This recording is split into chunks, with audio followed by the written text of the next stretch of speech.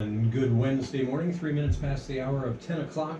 Time for KRIM's Community Spotlight, and I'm Randy Roberson. With me in the studio, we have a bunch of people we're going to be talking to this morning, and it's all about the Northern Gila County Fair, which is coming up starting Wednesday, September 10th, and we'll run Wednesday, Thursday, and Friday out at the Multi-Event Center in Payson. We're going to find, and Saturday and Sunday as well. To tell us a little bit more about it and to answer all the questions that we have the president of the Northern Gila County Fair, Fayth Lowery, with us this morning. Fayth, how you doing? I'm great. Thank you so much for having us. Oh, you bet. My pleasure. And with Fayth, we also have Steve Harder. He's their new entertainment director. And Steve, he was going to bring his bass guitar this morning and play Flight of the Bumblebee here live on the air, but we got our wires crossed. You got a reprieve. Yeah, there you go. Anyway, we're going to talk more with Steve in a second. But Fayth, first of all, give us an idea. I mean, it starts on Wednesday and runs all the way through the weekend. There's going to be all kinds of different things going on. Right. So this year, Wednesday, we're going to start with accepting our exhibits, and we are taking those at the Tano Apache Gym. Nice. Some of our garden exhibits this year are going to be a little different. We've offered several contests instead of as many categories, and that's kind of to help with some of the COVID measures we're doing. Social distancing. Right. And all that, right. So we are taking some of those via email, and they can submit their pictures. The exhibits themselves will be on a TV that'll just rotate all the pictures. The winners will be printed with ribbons. And we will have the biggest pumpkin and the biggest zucchini on display. Wow. So those are going to be there. Hey, when we talk, just out of curiosity, when we talk biggest pumpkins, in the past, I mean, what's been the weight of some of these monsters? Well, some of them won't even fit on this desk. Wow. So the weights of them. Well, I don't even fit on this desk. Right. But and some of them are fun shapes. Right. They're usually over 50 pounds for sure. Wow. But they come in on wagons because people have a hard time transporting them. They're so big and heavy. Wow. So I know Tom at Printing by George is in the running for that. Mm-hmm. He's been telling me he's pretty excited about his big pumpkins He's growing. got a big one, huh? He does. Wow, interesting. Well, I'm anxious to see more about that. It's always interesting to see all the different things, whether it's things like the pumpkins and zucchinis and things like that, some of the livestock. There's all kinds of different things, and you've got a bunch of different stuff going on, including a carnival. We do. So not only are exhibits coming in on Wednesday, so that'll be your quilts, your photography, your kids' school events, almost anything you can think of. They have baked goods, everything. And then our carnival starts Thursday when our gates open at 5. They will have, I believe, 11 rides. We've got roller coasters, Ferris wheels, kids rides, the little spinning strawberries, the elephants, lots of fun stuff. They are also going to be working on the COVID measures, every other car and cleaning in between, Right. things like that. Cool. And then our big thing that I want to share, and I'm trying to get people to send me some things, is our Hailing Our Heroes. That's our theme this year. And what we're trying to do for our opening ceremony is have people send in pictures. We have Cameron from Razor Thin Media going to be doing a nice slideshow for us Nice. of our first responders, our people behind the scenes, people on the front lines, our veterans, everybody who make this community what it is. Truly heroes, too. Absolutely. I love it. And so we're going to celebrate them for our opening ceremonies. Bobby Davis is our MC. He always does a great job. He does. We love him. And Jim Muir will be coming and sharing some things. We're really excited for it. So that starts at 5:30 on Thursday. So don't miss it. And then that same night we are doing a fundraiser for the Payson Senior Center, and the Payson Senior Center, they're always needing help with their meals programs and their transportation programs. It's amazing, just real quick, when we talk about the Payson Senior Center and their Meals on Wheels, a lot of people may not realize how many people that actually impacts, but it's a huge number. I don't know what that number is off the top of my head this year, but I've always been astounded by the numbers of people that they serve. And also about the stories of how oftentimes some of the folks that they deliver meals to, the only human interaction they get is when the meals are brought to them. And so this is really critically important in a big way. I just want to add, Debbie Steffens, who is in charge of that, she has such a heart for these folks. And she has shared some really touching stories. People, some of them, that is the only interaction, like you said, that they see. But they can't get out and shop. And with COVID and things like this, they're feeling very displaced, pushed away. She had mentioned that one of her Meals on Wheels folks, they would tell the driver, if I ever don't answer the door, this is where my key is. And that actually worked out to saving that person's life one time. Wow. Because when they didn't answer, they went in and they found them, they had fallen and they couldn't get up. So not only are they critical for helping people get to their doctor's appointments and the transportation programs, the meals, they are friends. Yeah. And so, and our community and needs about the only welfare check some of these people are getting, so that's absolutely critical. Wow, that's astounding. A great cause. And again, how are you going to be doing this fundraiser? So we have $10 dinner tickets for Thursday night. They include a barbecue dinner, entry into the fair, of course, because Thursday is always free.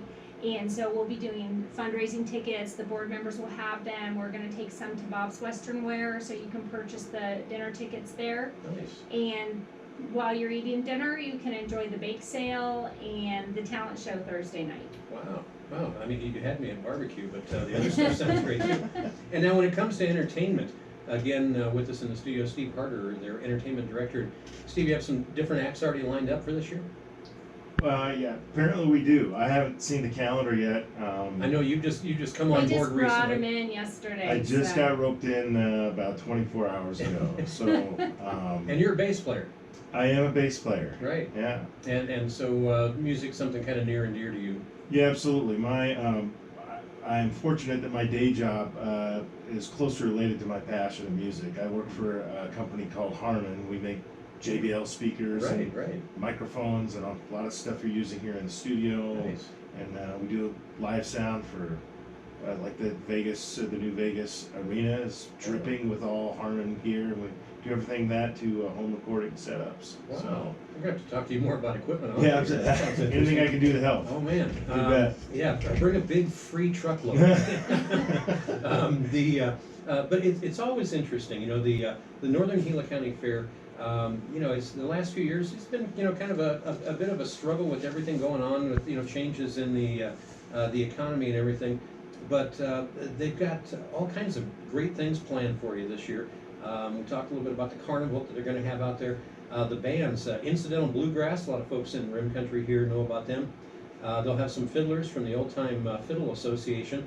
Fog, that classic rock group, will be there, and our friends 6 Gallon Hat will be out there performing as well. And now, is this going to be at Green Valley Park, or where are they going to be performing? They will be performing at the event center. At the event center, okay. We have an entertainment tent set up.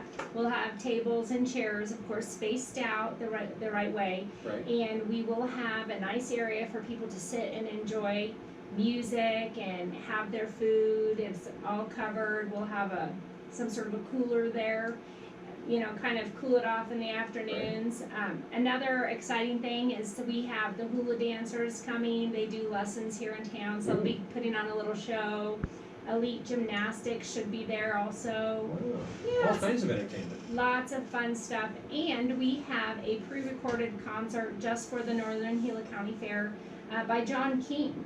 Really? So he sings lots of kind of pop country, super great fun. If you want to look him up, it's johnkingmusic.com. And he will be giving plugs to a lot of our sponsors in that pre-recorded concert that will be playing in our entertainment tent in between acts. What a perfect idea. That's great. And again, everything is happening out at the multi-event center, the carnival, the whole shooting match. Yep. The exhibits will be over at the Tono Apache Gym. They'll also have free mammograms on Saturday. We will have the library. And really, when you think about county fairs, you always just think about mammograms. But talk about a little bit of something for everybody. That sounds like a good deal. Well, they come usually almost every year. They set up out there while people go in and check out the exhibits. Right. Some of the folks who don't have health insurance can stop in there, do a free mammogram. What a huge service. Yes, and then also Payson Library will be at the exhibit area at the Town-O-Patchee Gym. They will be doing story time throughout the 2 days that we're over at the exhibit center. So this really is a full, complete family event where you have things for the very young all the way to, old codgers like me and everything in between. We are definitely trying. I had somebody one time tell us, well, your event center is so small, we can do the fair in 10 minutes. And I thought, it's not just, let me just run through here. We're trying to provide entertainment, things to get people to sit and enjoy and enjoy their time out instead of just trying to race through everything. So Right. between the different entertainment that will be here, we have Dan Myers. He's a famous sword swallower. Yeah, and now that brings me to, we were originally scheduled to have Dan here swallowing a sword live on the air. Right. And sadly, he couldn't make it this morning. Yeah, the fire he got closed stuck. usury pass. You got stuck. Yeah, I know. get My your point. husband has made all those jokes This is morning cutting edge also. humor, folks. Wow, it's and I don't know that I've ever actually met Sword Swallower face to face or whatever. Well, you're going to get your chance. Well, he will be here. Yeah. This promises to be interesting. So, you really do have all kinds of different talent and all kinds of different things to. This is not only going on Wednesday through Sunday, but yeah, Sunday is basically everyone's just kind of unloading or loading back up and getting out of there, right? Well, they'll still have the shooters, the horse-mounted shooters contest going on. I've always enjoyed shooters. And tell me more about this. The horse-mounted shooters contest is. I know I'm not saying this right. I love These are not people watching it. riding around on horseback with little glasses. These are Yeah. actually, this is a shooting competition. Well, hey, of sorts. that I could be was fun thinking, too. I thought it was like the chain around the neck, with a little shot glass, Yeah, kind well, of Mardi Gras You get style. lost between here and Starbucks. Right. Well, you'll be stuck at the event center, so. Yeah, there you No, go. it's kind of like a gymkhana. They do lots of horse events, Mhm. but they're doing with shooting, Wow. with guns, and they're blanks. They have balloons and things set up, so they may have timed events where you have to do certain things within a certain time, but it's all mounted on a horse. And actually, in all seriousness, I've watched these before, and it's the wadding from the blank that actually, and the concussion from that takes out the balloons. But, Uh-huh. you've really got to have a lot going on to be able to make that work. Right, and there are some open, I believe you can sign up. It's not just for watching. If people want to participate, it's Right. open. So, Wow. and we have our normal horse show, with Western and English riding. Friday is our Western. Saturday is our English. Then we also have a gymkhana Friday night, which is a normal horse events with barrels and things like that, timed events, Wow. poles. Well, one of the other things that I've always gotten a big kick out of at the Northern Gila County Fair are the kids that come out with livestock and stuff. And I know we have a couple here in the studio that we need to pull in here into this part of the studio so we can talk to them. But there's an awful lot of work that goes into to these, and then they actually auction these off, right? Absolutely, and not only will there be a livestock auction, the kids will be showing, they do a showmanship competition as well. You've got your kids that have raised these steers, and they're over 1,000 pounds, most of them, and it's a lot of work to try and get them to do what you want them to do, to feed them properly, care for them properly. You've got vet bills, feeding bills, you purchase the animal, and most of the kids do this as they really struggle to make the money back that they put in, their time and money. Right. But it's a great learning experience. It's great for their future. It helps them really focus on just being able to push through and do things that are difficult. Mm-hmm. My kids have all done that. I've had my kids raising steers, lambs, goats, and all of them have done very well.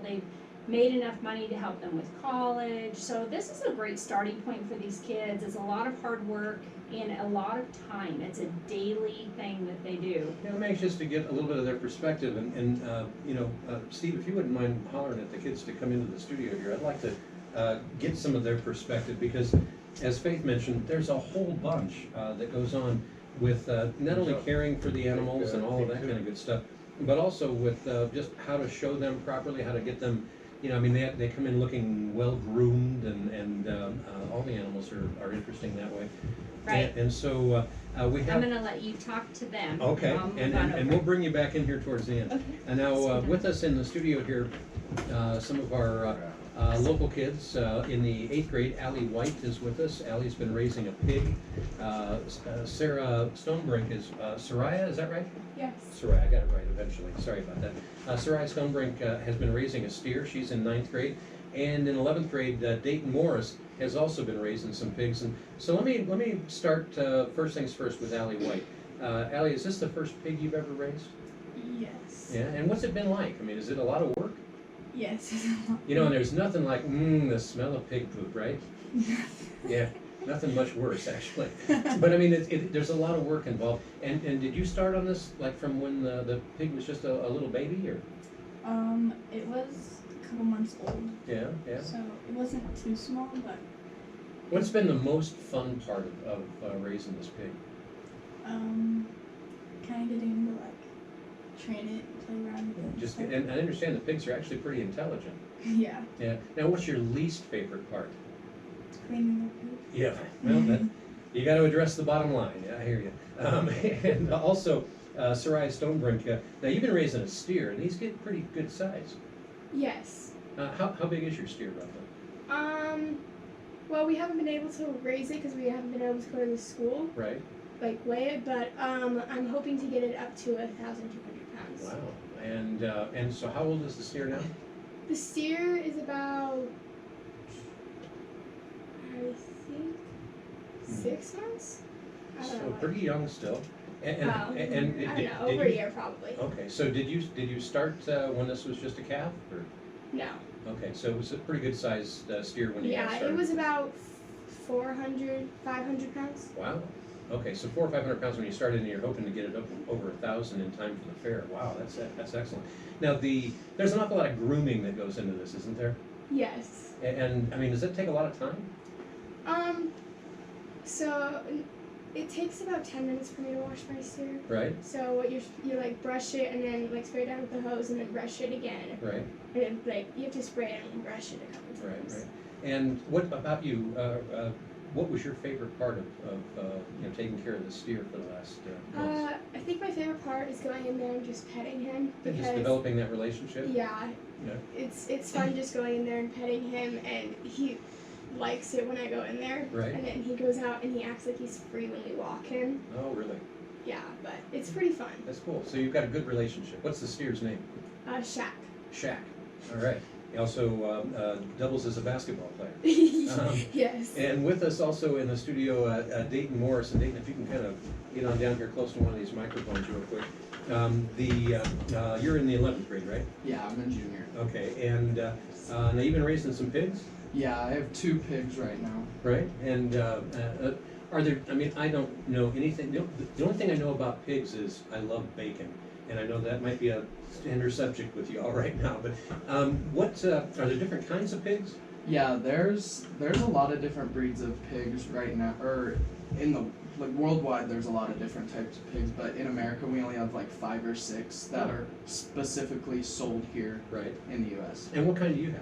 I have 2 pigs. I have a Hampshire and a Yorkshire crossbreed. Wow. And I gotta ask, just because I'm that ignorant, what's the difference? The Yorkshires are mainly white pigs, or pink pigs as other people call them. Right. They're no black spots, they're just all white pigs. Right. Hampshires are black and white pigs. They have a black head, a black back end, and then a belt of white around their front 2 legs. Wow. Very interesting. So what about you? I mean, is this something you've done before? I raised Yorkshire last year for Right. fair, and I love pigs. Right. I've had pigs since I was 2 years old. Wow.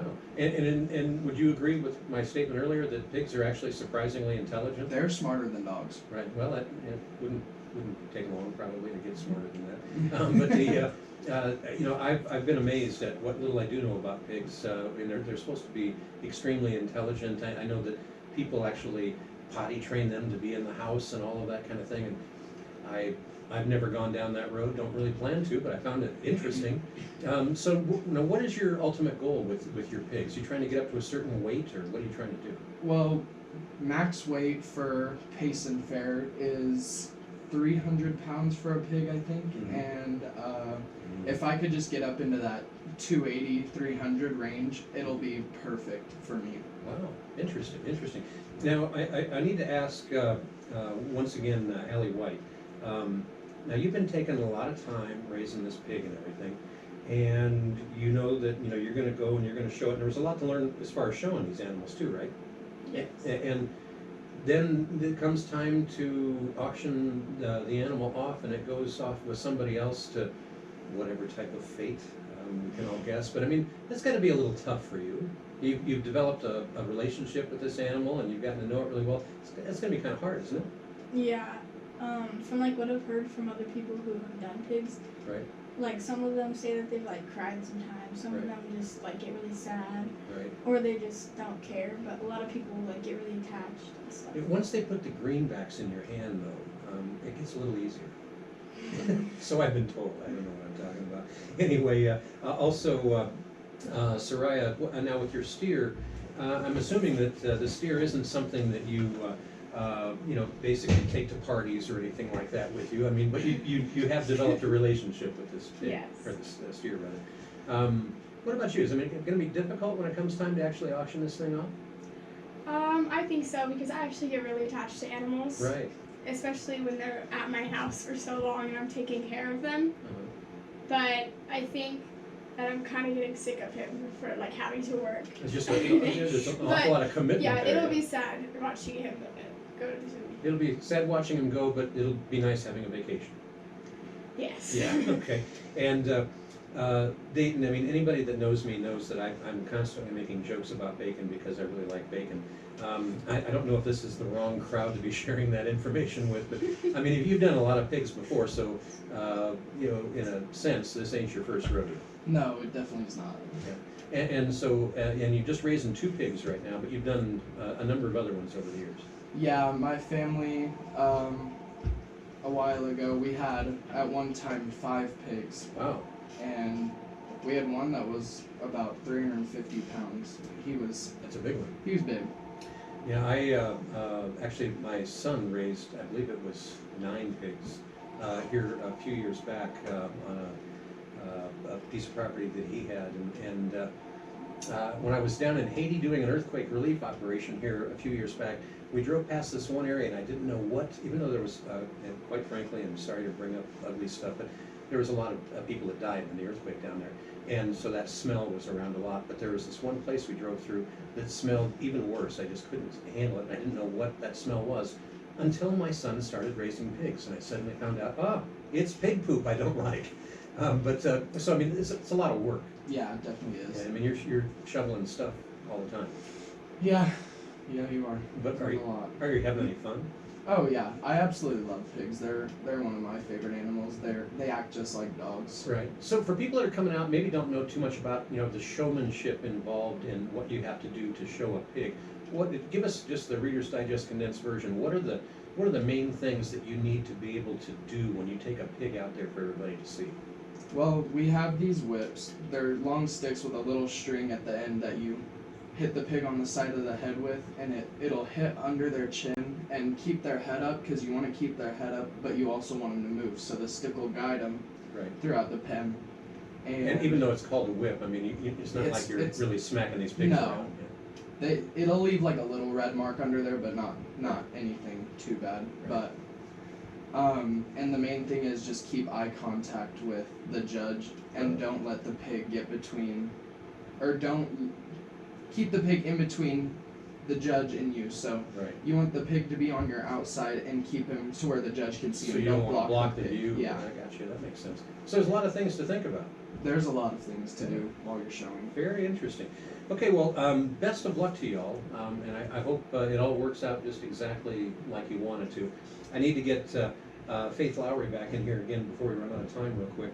We've got I think one of the things to reiterate here is that, you know, these kids put in an awful lot of work when it comes to all of these animals and you know, when they're getting ready to show them and everything.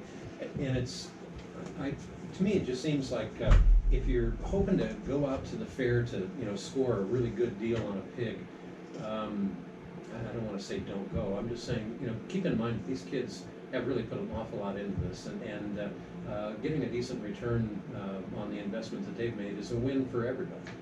Absolutely. The leadership and the responsibility that these kids put forth to do things like this, you know, they not only have to teach the animals, but they have to make them perform on the day of the auction and during their showmanship contests. It's a lot of work, and I know Dayton had mentioned the whips. They're kind of like long sticks. They're more like guides. Right. So they're not whipping the pigs. Right. I thought I'd try and address that proactively in case anyone thought, oh, they're beating the animals. Yeah, that's Well, not the and case. I think a lot of times too, you know, with livestock, it's a lot of work, and Sure. they're not always like, you know, it's not like you have to be really, my words aren't coming to me, but you have to be really strong with the way you guide them and be very structured with your instruction. And the kids, it's a lot of work. They have to clean them, they have to clip them. Well, I know even with I have a blue and gold macaw parrot, and if that parrot thinks that she's got you intimidated in any way at all, she won't leave you alone, and not in a good way. And, you know, they have to know who's in charge. And you don't have to do it with, you know, brute force, but you do have to maintain control. Well, and the nice thing is when you see the kids with their animals, you can tell they have a love for their animals. Sure. You know, sometimes they can make us all a little bit crazy, just like your siblings or your kids. Sure. But they love these animals. They work with them every day. They work super hard. Sometimes we've even gotten pictures of the kids in the pens laying with their animals as they're waiting for people to come by and look. If you come Saturday just for the auction, you come at 3 o'clock to register.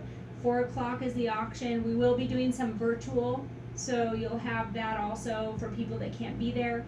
You can go online and you can onto the NGC Fair website.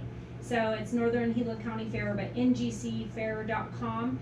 And you can go on to the auction portion and you can actually donate to these kids and their animals. Even if you don't want to purchase an animal, you can donate to what they're doing, you know. I think that's a great idea. So, I mean, a great way to, you know, show some support for these kids as they're learning all kinds of important animal husbandry things. But, you know, one of the things that you mentioned, Fayth, before we went on the air, was that if you are interested in you know, getting involved in this auction, you don't necessarily have to buy the whole animal. Right, and there are some people that would even like to share an animal. Maybe they just want to do a half. You don't have the freezer space, so Right. you'll do half of the animal or even a quarter. You can get a group of people to go in. That way you can also donate a little bit more to these kids and the hard work that they put into the animals.